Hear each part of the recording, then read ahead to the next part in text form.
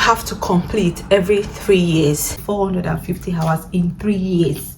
Okay, training certificates, keep them.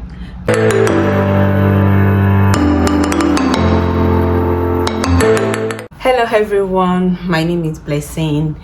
I'm a nurse. I live and work in the United Kingdom.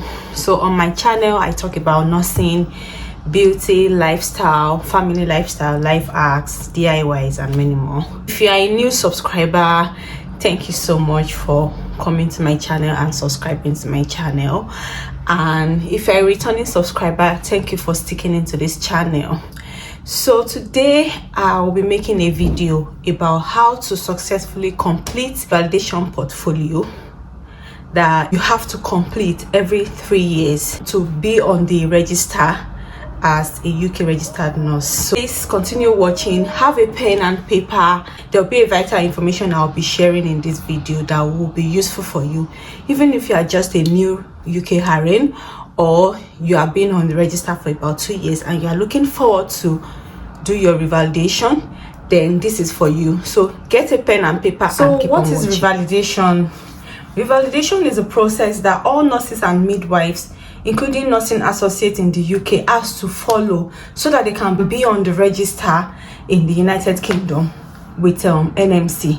So everybody, like all nurses, all midwives, you have to, do this revalidation every three years so that you'll be able to be on the register and you'll be able to continue to practice. But before then, as a nurse, you have the obligation to be paying your dues, your 120 pounds every year annually, to also be on the register. So apart from the revalidation that you have to do every 3 years, you have to continue to pay 120 pounds every year annually.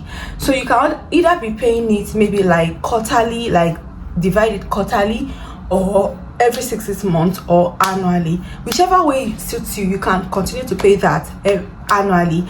And also the best way to pay it is for you to set a direct debit in your account so that you won't forget, because if you forget to pay your dues, that is your registration fee, 120 pounds, then you will have to be off the register. You'll not be able to practice, you'll not be able to work for at least 6 weeks.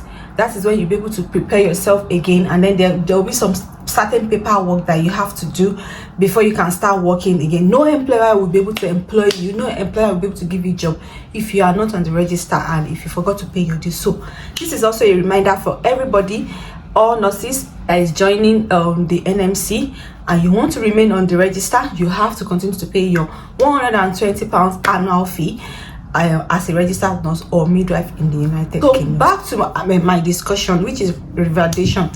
See, this revalidation, I know many people be like, oh my god, I've not done this before. I was like that as well. So it's something that people panic a lot about. Eventually when you start doing, you realize that, oh, it's this easy. But then you have to have information. If you don't have the right information, then you might do it wrong. Here is how you have to do your revalidation. First thing first, you have to download a template on Google. So you just type in nursing and midwifery revalidation template. So once you download the template, you're able to click on each of the templates.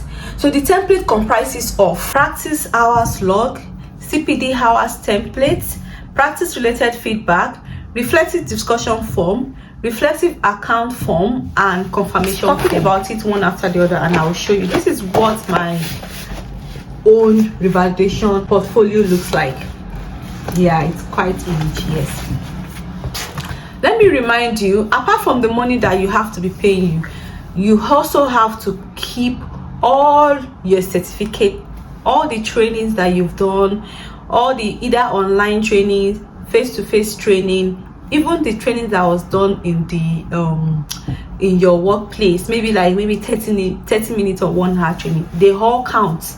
Okay, so you have to keep all the certificates so that whenever you want to do your revalidation, you won't be running around looking for something to prove. Okay, so back to what I was discussing about.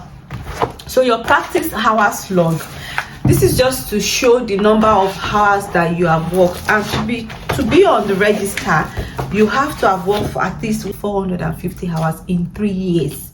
Okay, in 3 years you have to have worked for 450 hours in 3 years. So I'll be showing you how to fill that practice hours log template, how to fill it in. So this is how the template looks like. Okay, and you will download this form. All you need to do is download all those forms, and you can either print them and you can write with pen, or you can type it. You see how neatly typed mine is.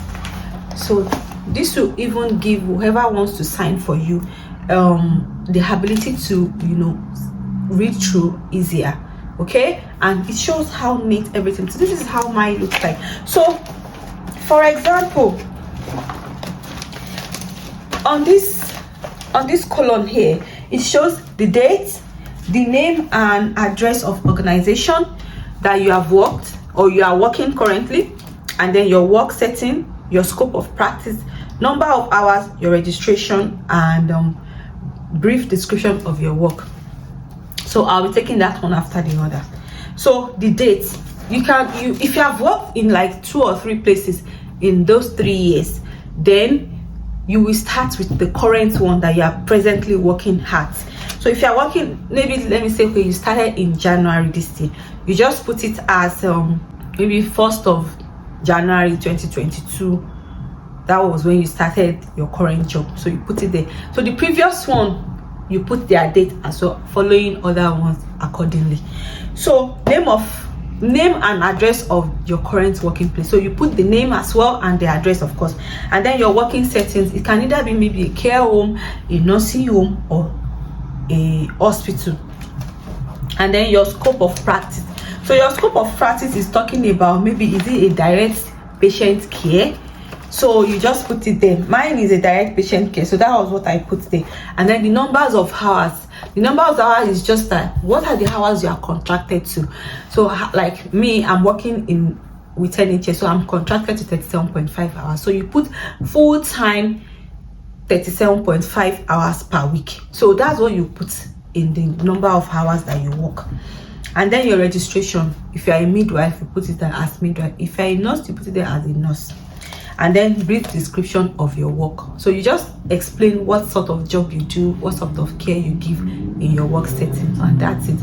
So that's it for the practice hours log. And in total, it has to be minimum of 450 hours.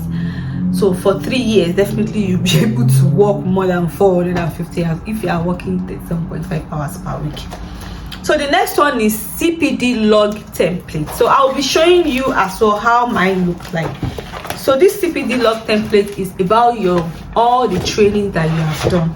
So the CPD is continuing professional development log template. This is how mine looks like. Okay, so on the first column, it asks about the date, the method, the topic, link to code, number of hours, number of participatory hours. So the date is whatever date it is, okay, that you did the training. And then the method, is it course attendance, is it online training, is it discussion with your supervisor, or is it just annual appraisal, or whatever it is. So course attendance, so like take for example, the first one that I put there is my moving and handling training. So I put the date and I put as course attendant because I obviously attended the training. And then link to code, the link to code is the 4 code of practice relevant as prioritize people, practice effectively, preserve safety, promote professionalism and trust. I only use preserve safety. That was what I felt, because when I went to go and read about the code, I remember there was a part that talked about safety, and the purpose of safety, the purpose for moving on handling is to make sure that you are safe and patient you are looking after is safe as well. Okay, so and the number of hours, so number of hours that the training went for is about 7.5 hours, and the number of participatory hours is also 7.5. Mind you, there's a part here that talks about please provide the following information for each learning activity until you reach 35 hours of CPD. So what they are asking is 35 hours, that is 35 hours of training and 20 hours of participatory. So or you can either have like e-learning trainings, face-to-face and all. So if it's e-learning training, that one is not participatory. That sort of training is just like personal development training. Okay, so you will not be able to add the hours to your CPD hours, but it can be added on that number of hours, but it won't be added as participatory hours. So that's why you should push yourself forward, or you would like to attend this training, so that you'll be able to use the certificate and the hours. You'll be able to add it to your revalidation as well. So like that. So and then the total of my own number of hours and my participatory hours. So the number of hours I had was 83 hours of training and 68.5 hours of training. Another thing about this your training as well, some of this training can be used as a reflective discussion. Okay, so I'll be talking about that. So the next one is practice related feedback. This is how the feedback log template looks like. Okay, so for your feedback log template, it can, for example, it can either be verbal, it can be letter or card, it can be survey or a report. So, and you have to write at least 5 practice related feedback. So I have 5 here. 2 is from my patient and 3 is from colleague. So the 2 that I used, they were card from my patient.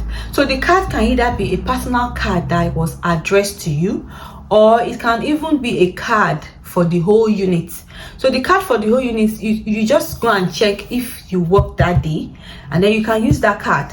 All you need to do is just cover the patient's name, so that to protect the identity of the patient, and then you make photocopy of that card. So this is how mine looks like, the card that I used. So this is the card that I used. So I just photocopy all the cards that was given to me, and I made sure that the patient's identity was not included, and that was what I presented for whoever was signing for me. So that's for the feedback. And then if it's your colleague at work, or maybe a mentor, you have maybe a discussion, maybe your mentor noticed that, oh, your performance has been great since you started working with them, and your mentor had a discussion with you. You can also ask your mentor to write it down. You can just ask, could you please put that in writing so that I'll be able to use it for my revalidation. See, the revalidation is not when it is about 6 months for you to complete your 3 years. That is when you now start doing your revalidation. Starts immediately when you have your PIN. So that is when you start your revalidation process. Don't wait till whenever it's like almost due,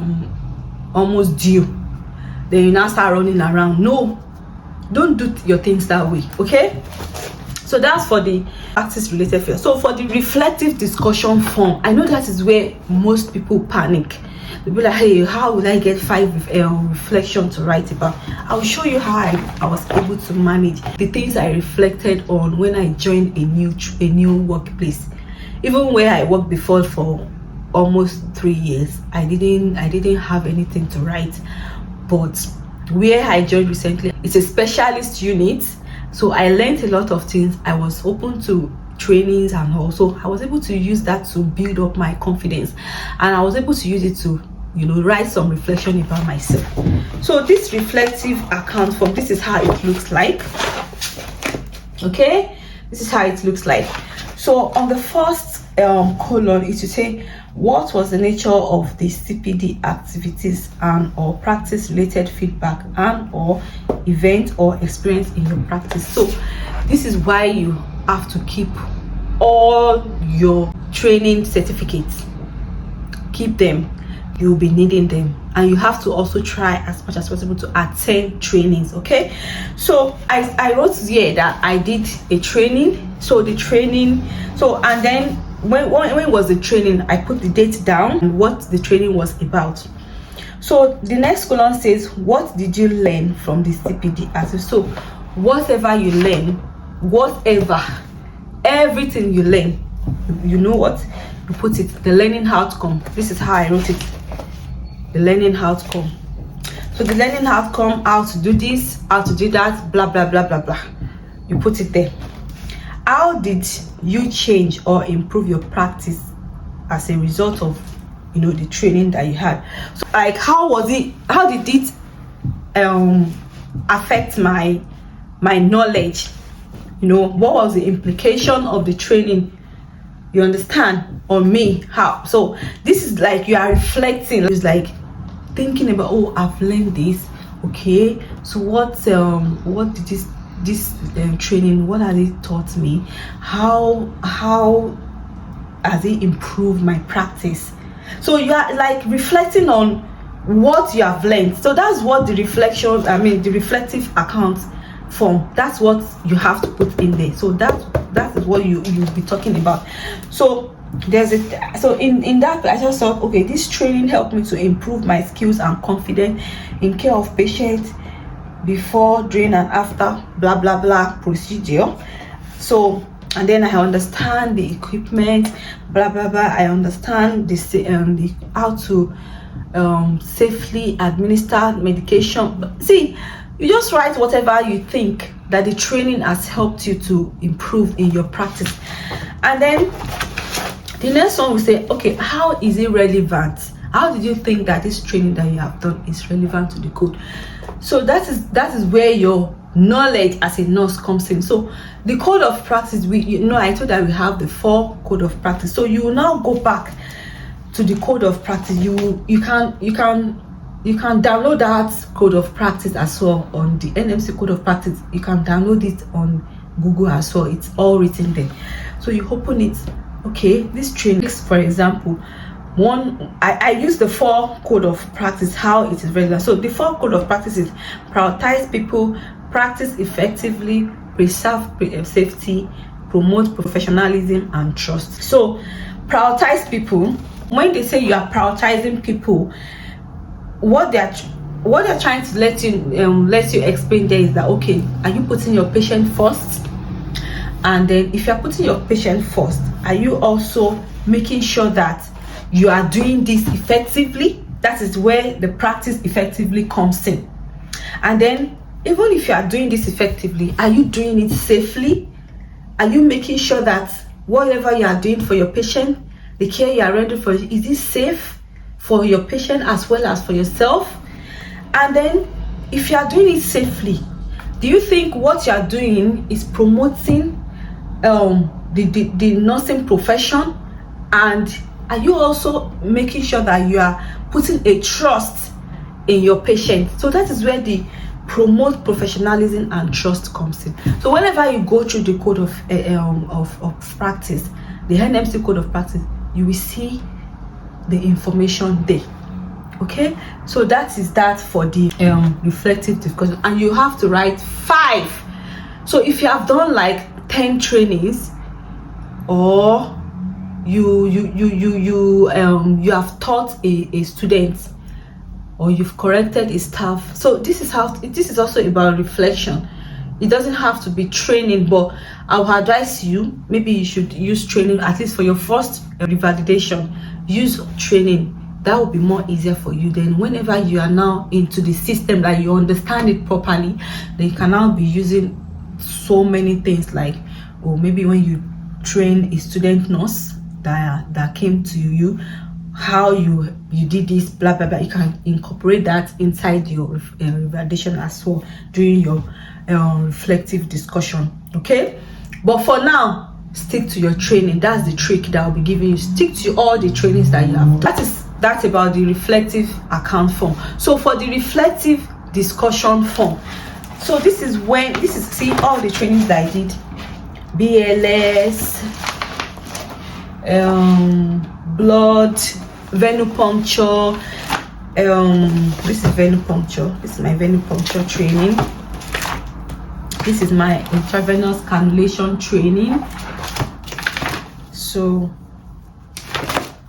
many trainings, e-learning trainings, IV administration of medication training, then infection prevention control training. All the trainings that you did, either e-learning or face-to-face, keep all the certificate. That's the trick for your revalidation. Keep all the certificates. So now I'm going to the reflective discussion form. So after you have successfully completed your 5 reflective account form, then a colleague of yours, this is how I need to cover this. I need to cover my pen as well. Cover it with the blood of Jesus. So this is how the reflective discussion form looks like. Okay, so the reflective discussion form here, so there's a colon as well, like name, you put your name, and then your NMC pin, you put your NMC pin, and then whoever discuss the all your 5 reflections, whoever discussed it with you, that person will write their name, their pin, their email address, their professional address, including postcode, that is where they work, their number, the date that it was discussed, and there's a summary, like a comment. So here the person will write, oh, maybe, oh, so as nurse has been a wonderful nurse, there's a vast improvement in our blah blah blah, she has been able to pick up some major roles. You know, the person can just write a lovely comment about you, and that's it. So you keep that as well. And then at the back, then the person will sign and put the date, and that's it. And then for the confirmation, so this person that will be confirmed, so the person that's going to sign your reflective discussion form has to be a nurse. So however, the person that will be confirming can either be a nurse or your manager. There's a place here that is written that it can either be your line manager that is on NMC register, or a line manager that is not on the register, or another NMC registered nurse, midwife, or nursing associate, or a regulated healthcare professional, an overseas regulated healthcare professional, or other professional in accordance with the NMC's online confirmation tool. So like myself, my manager did mine for me. So my manager put her name, her job title, her email address, workplace, phone number, and the date of discussion, and then she also put her pin, and then she